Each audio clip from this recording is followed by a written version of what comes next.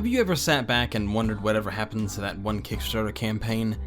You know the one. It had that guy from that one company who left a few years ago to make that other one company, and he had that one game that nobody liked or something like that. Well, his name was Keiji Inafune, and that one game nobody liked was Mighty No. 9. But that wasn't the end of the story for Inafune. In fact, it was just the beginning in a lot of ways. It's hard to remember now, but Inafune was on top of the world at one point. After Capcom abandoned Mega Man, Inafune came riding in on a magical horse, promising the return of the Blue Bomber. And it worked. He raised over $3.8 million on Kickstarter, and everyone was excited. But maybe, just maybe, Inafune isn't 100% responsible for what came next, and maybe it was us, the fans and backers, who put Inafune on that horse to begin with. Or maybe not. It's hard to say it today, but because Inafune showed he doesn't deserve the benefit of the doubt throughout Mighty No. 9's development, culminating in the failure of the Red Ash Kickstarter. That's what we're going to be doing today. We're going to find out what went so wrong for this promising developer and his company, and just what exactly he's up to these days.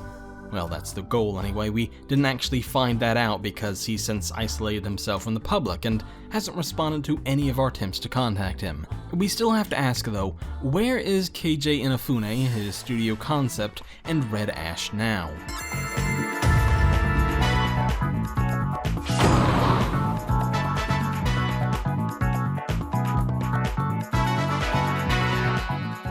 Mighty No. 9 ended in disaster for everybody involved. The campaign and the aftermath was poorly run, mismanaged, and the communication with backers was terrible. A lot of the promises made in the initial pitch were either broken or ignored, and the final game looked and played nothing like the initial vision, or even like any of the Mega Man games for that matter. That could have been forgotten, or at least forgiven, if not for two things. It quickly became apparent to everyone that this wasn't really about bringing back a beloved franchise for fans. No, this was a business venture first and foremost. As well as the Mighty No. 9 game, Inafune also announced a TV show was in the works, as well as a movie, and he started talking about a sequel. All of this before the first game was ever even out.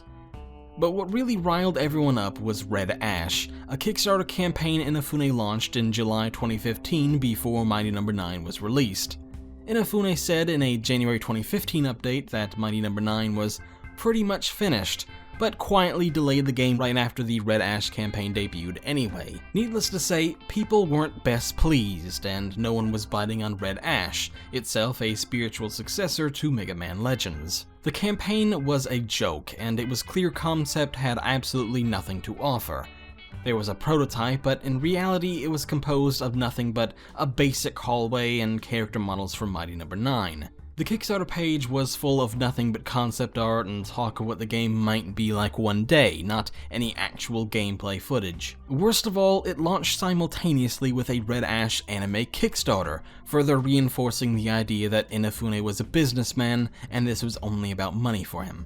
Maybe Inafune genuinely does or did love and care for his game, and he was so desperate to get Red Ash out there that he couldn't hold back the campaign, or the anime for that matter, any longer. Maybe he had an idea for Mighty No. 9 TV show and movie and novelty toilet paper line, and he loved that so much as well he couldn't wait to actually finish the game. Maybe he just put too much on his plate to handle and either didn't realize he was doing it or didn't realize he couldn't handle it. When I'm in over my head at work and it gets to the point where I have to ask my editor for an extension on a deadline, I don't go asking for more work. Okay, I do, sometimes actually, but I don't take his money before I even start, and I don't turn around and bring on more work from somebody else at the same time. That's what Keiji Inafune did, and if it were just limited to all of that, I think I and others would have an easier time forgiving him, but it didn't end there. On July 29th, 2015, less than a week before the campaign deadline, an update was posted on Red Ash's Kickstarter announcing that development was a go, regardless of if the Kickstarter succeeded or how much money it brought in. The reason? Concept had signed a deal with Fuse, a Chinese video game publisher who's practically unknown in the West, but is so large it actually launched its own gaming console in China a few years ago. Needless to say, nobody took the news well. The campaign, which was already struggling, lost $2,274 worth of backer funding by the next day. The writing was on the wall, and not long after, the campaign failed. Mighty No. 9 was barely even mentioned throughout this campaign, with only a brief paragraph massively overhyping its success and current status in the Risks and Challenges section. His, Keiji Inafune, first Kickstarter project, Mighty No. 9, also met with success and is just one step away from release. The progress and state of Mighty No. 9 can be seen from our alpha and beta footage, articles, and tweets by users, and can be experienced in playable form at events around the world. That being said, there were issues such as delaying the release in order to add more to the original version. Yes, there were indeed delays, including one Concept tried to sneakily make happen. On July 23rd, online retailers like Amazon and GameStop changed the release date for Mighty No. 9 on their sites from September 2015 to a vague 2016 window. When fans asked Concept about it, producer Nick Yu outright told fans that this was a mistake and that the game was still on track for a September release date. A few days later, on July 31st, Game Informer revealed that they spoke to Mighty No. 9's publisher, Deep Silver, who confirmed that the release date change was not a mistake, and that it was in fact delayed to 2016. Then on August 5th, after the Red Ash campaign already failed, Concept admitted themselves that Mighty No. 9 would be delayed yet again to 2016. Whether or not you think Inafune was being greedy with all the movie and TV show deals and talk of sequels and the animes and the other Kickstarter campaigns, or if he just bit off more than he could chew, there was no denying that he's an inept businessman at best and even an outright liar at worst. Telling your fans, backers, and potential customers that your game wasn't delayed in the hopes of trying to sell another Kickstarter campaign is despicable and sounds downright illegal even, doesn't it? With the reputation he's developed thanks entirely to his own behavior, you'd expect Inafune to finish Mighty No. 9 and just vanish from the industry for good, or at least for a long time. But is that what really happened, and what became of the Red Ash anime and the game itself? なあ、あの女はやめとけ。ケツの毛までむしり取られるぞ。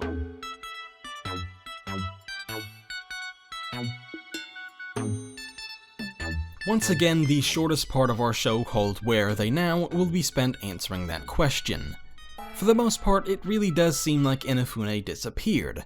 When Concept's next non-crowdfunded game, Recore, came out to equally mediocre reviews, Inafune was nowhere to be seen, and Microsoft barely advertised the thing. We tried reaching out to Inafune and Concept over email, but didn't get a response.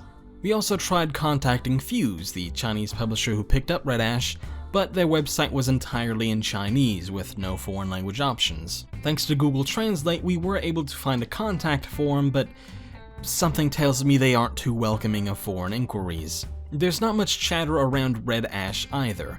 There hasn't been a news article about the game in months, possibly years. The official website for Red Ash takes you to the Kickstarter campaigns for the game and the anime, and the last time the license for the domain was updated was in June 2016. Developer Concept is much the same way. Their website hasn't been updated with new content since around July 2016, and their Twitter and Facebook accounts have been dead since October 2016. While digging around, we found that the Kickstarter profile for Concept wasn't verified by Inafune, but some guy called Michael Francis McNamara, but we couldn't find any trace of him whatsoever.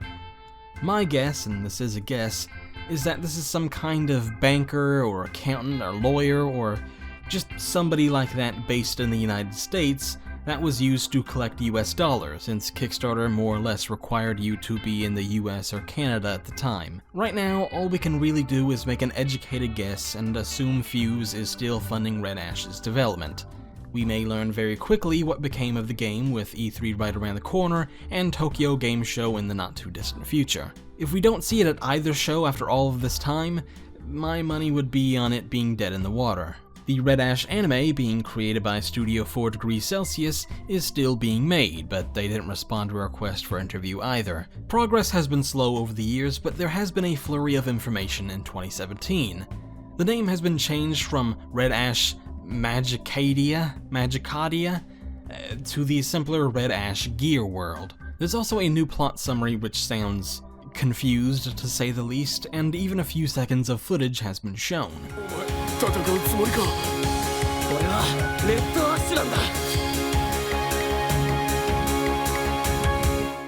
I'm pretty confident in saying that even if he did try to kickstart a project again, he'll be laughed back to wherever he's hiding now.